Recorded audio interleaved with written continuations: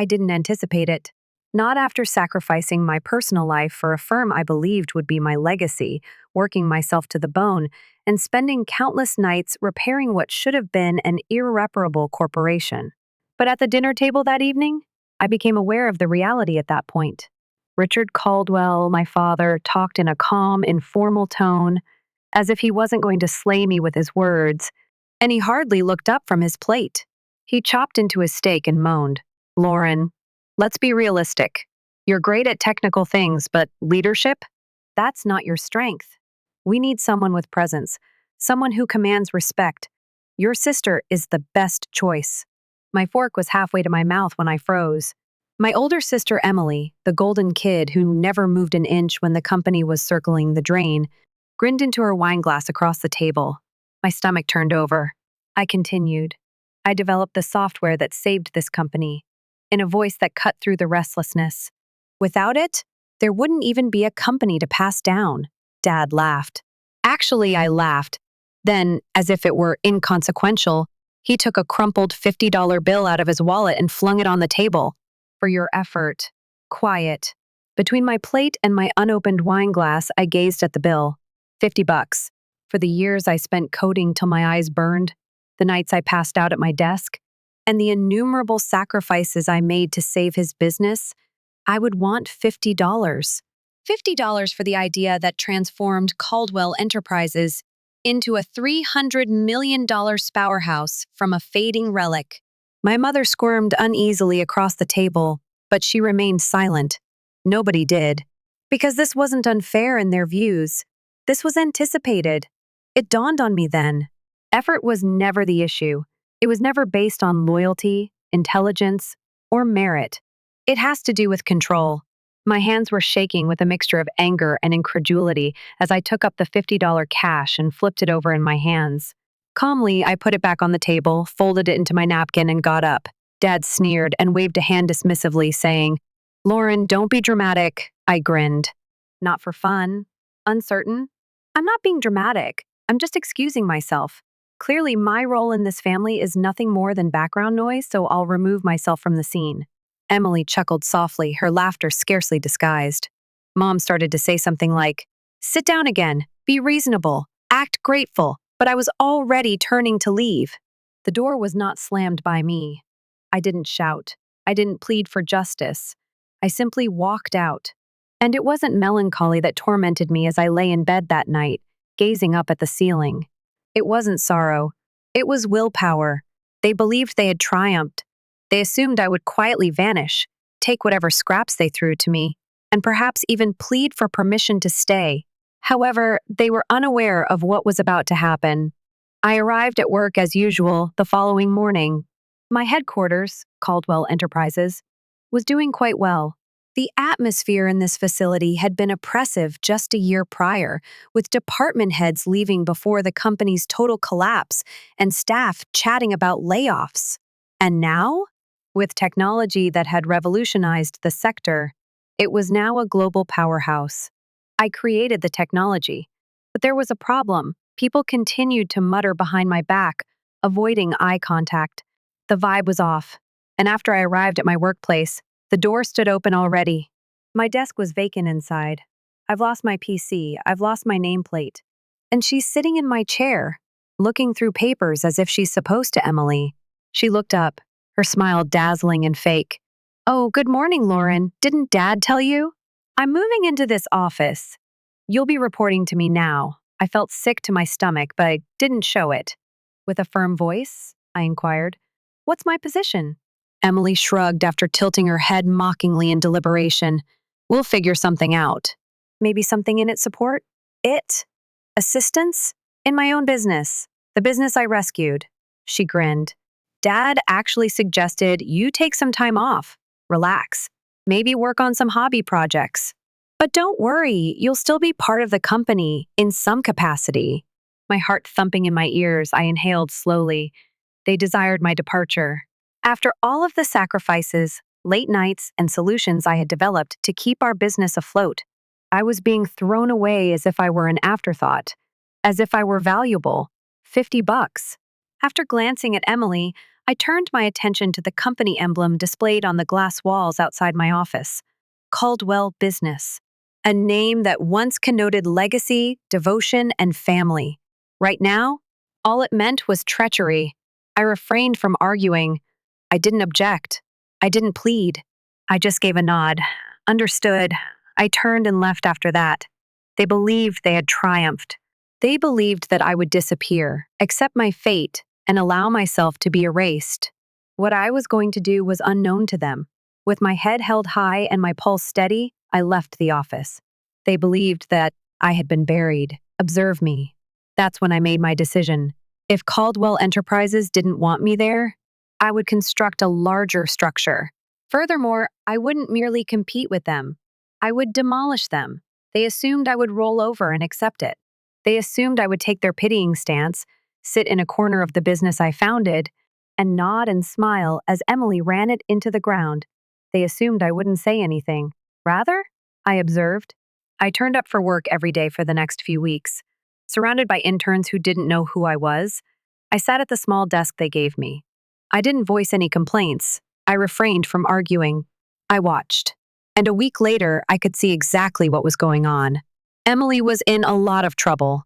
She didn't know how to manage a business, much less one that had recently grown into a multi-million-dollar empire. She made decisions based on intuition rather than facts, while spending her days in never-ending meetings. When department heads questioned her, she dismissed them. She employed her friends, who were the type of individuals that spoke about brand synergy and drank pricey wine all day long without having any idea what logistics were. The business was more than merely at risk. It was about to fall apart. Once more. And everything they were currently demolishing was something I had built. That's when I decided what to do. If Caldwell Enterprises didn't want me there, I would construct something larger. And now, they wouldn't be saved by me. I sat in a coffee shop across from three of the smartest, most skilled people I had ever worked with that night, long after the majority of the staff had left for the day. Jake, when we were drowning in red, our old CFO was the one who kept the books balanced. He was well familiar with all of the financial pitfalls. Maya, the industry's top data analyst, she had essentially started from scratch when creating our consumer profiling system. David, because we had written my program together at 3 a.m., under the influence of caffeine and sheer desperation. Our lead engineer was the only person who knew it as well as I did. In the last month, all three had quietly quit. They were not stupid. The writing on the wall was visible to them. Jake's face was serious as he leaned forward. Lauren, what's the play here? After glancing over them, I took out a folder. Everything I had been secretly working on was in there. We're building something new. I didn't have to persuade them. They were in. Emily and my father had failed to see one thing. Yes, Caldwell Enterprises was the name of the software. In a technical sense, they did possess the rights to it. However, the original code was written by me long before I ever integrated it into the business. What about the most recent version, the one with the most sophisticated features? It was something I had never uploaded to their servers. I still owned it. I worked in silence for the following month, enhancing it, enhancing its strength, speed, and intelligence. Then, I made a pitch, Caldwell Enterprises, no, to their rivals. I had 3 offers in 3 weeks. Toward the month's end, I made an agreement, a $50 million deal. And like that, I was up against more than just Caldwell Enterprises. I was going to lay them to rest. Caldwell Enterprises' first warning flag appeared subtly. A client who had been with them for more than 10 years abruptly terminated their agreement. Then another. And yet another. Emily went into a panic. She blamed everyone but herself and began firing individuals at random. However, the reality was straightforward. The business had changed. Their rivals' systems were now being operated by the next generation of software, which I had developed. Suddenly, Caldwell Enterprises was out of date, and I had only just begun. After 6 months, I sipped champagne in a posh hotel ballroom while the keynote speaker concluded their talk. One of the largest industry gatherings of the year was the Tech Innovators Gala. This room had every significant CEO, investor, and executive. What about this year? The honored visitor was me. I got up and walked onto the stage as my name was called, my heels clicking on the shiny stage. Tonight, we recognize the visionaries pushing the industry forward, stated the host. Lauren Caldwell, the creator of the most groundbreaking logistics software on the market today, has transformed the way global corporations operate. Her company, Nova Systems, is now valued at over $500 million. The cheers were thunderous. However, I noticed a familiar face as I peered out into the crowd.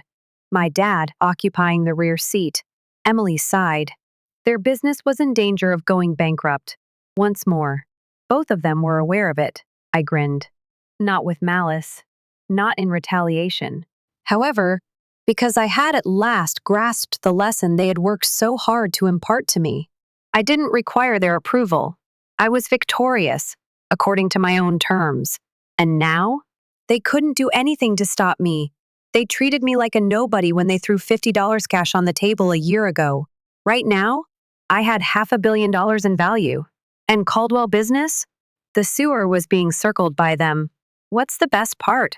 For them, the worst was still to come. Like I was some underpaid intern? My father threw a crumpled $50 Santo the dinner table a year ago, as if my years of sacrifice had been nothing more than a one-time transaction. Right now, as I sipped my coffee at the head of the Nova Systems conference table, I looked over our most recent quarterly report. $320 million in revenue, 48% of the market and growing. Caldwell Business is bleeding out. I had methodically eliminated all of their advantages. Their customers abandoned the ship. Their stock fell precipitously. Only a week ago, their financials were exposed to the media, confirming the worst. They were about to fall apart. Then, it was inevitable. My assistant buzzed into my office at exactly 10 in the morning. Lauren, your father and sister are here to see you. I took a deep breath and sat back in my chair. Thus, it had finally reached this point. Send them in. They entered as if they were ghosts. Emily's expensive clothes were unable to conceal the fatigue in her eyes. My father, who was normally so calm and confident in himself, appeared older and more defeated. They were defeated. They were aware of it. Dad's voice was measured and he cleared his throat. Lauren, we need to talk. I pointed to the chairs facing my desk. They paused, most likely because they were entering my domain for the first time in their lives. However, they sat. Emily shifted uneasily and tapped the armrest with her fingernails. She refused to even meet my gaze. Dad let out a sigh. Look, we've had our differences, but at the end of the day, we're family. Caldwell Enterprises is struggling. We need your help. Oh, it was there. I let the silence linger, allow them to wriggle. I finally said something. And what exactly are you asking me to do? In an attempt to preserve his remaining power, Dad leaned forward. We're willing to offer you a leadership role, something meaningful. I realize now that we may have underestimated you. I cocked my head. You realize now? When Emily did look up, her face was tense.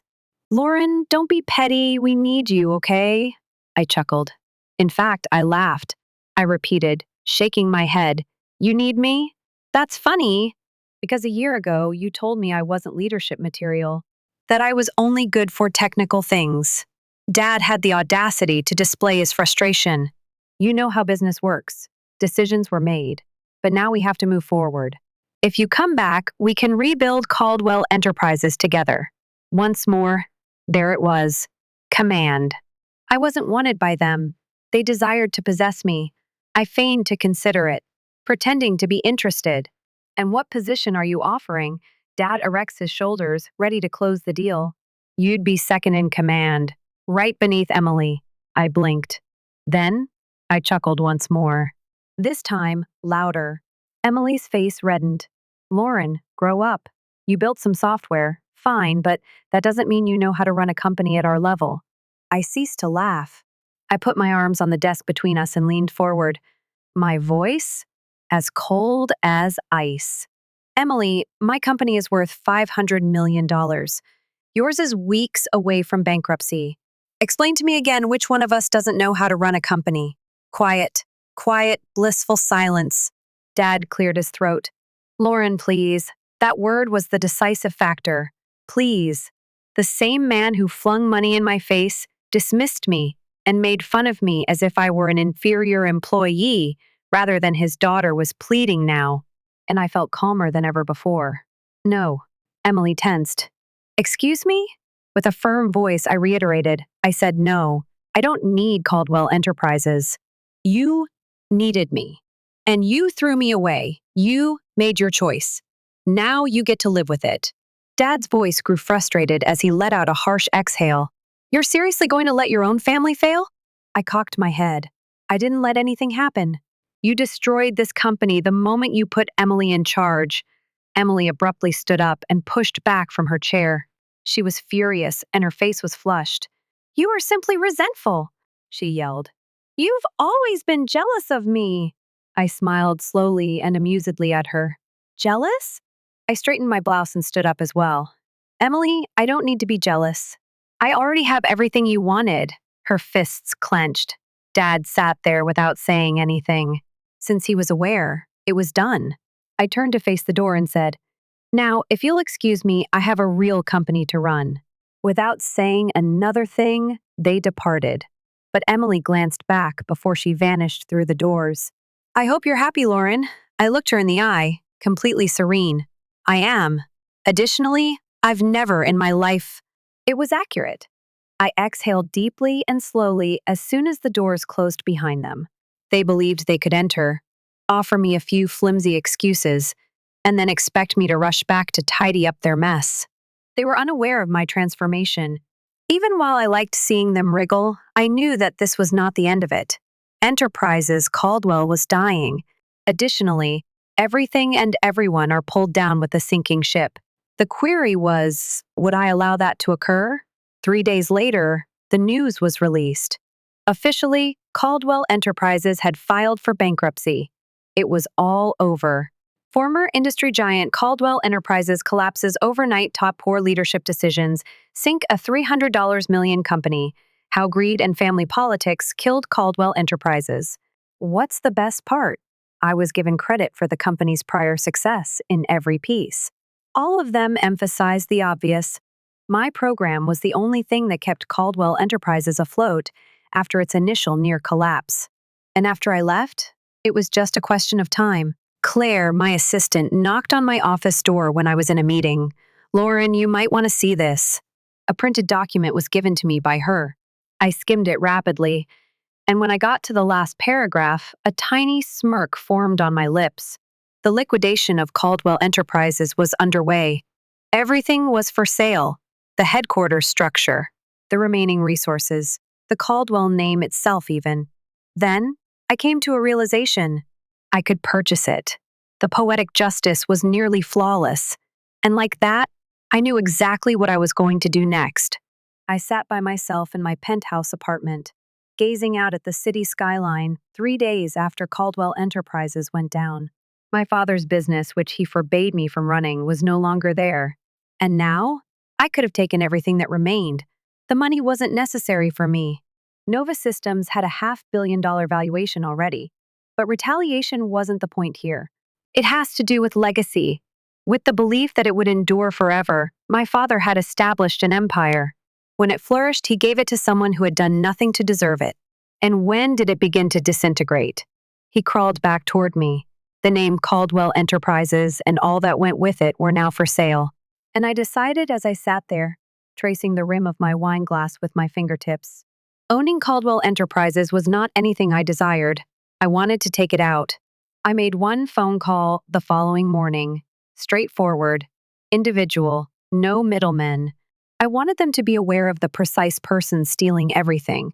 As he responded, the bankruptcy lawyer's tone was deliberately neutral. Do you know what this purchase would entail, Miss Caldwell?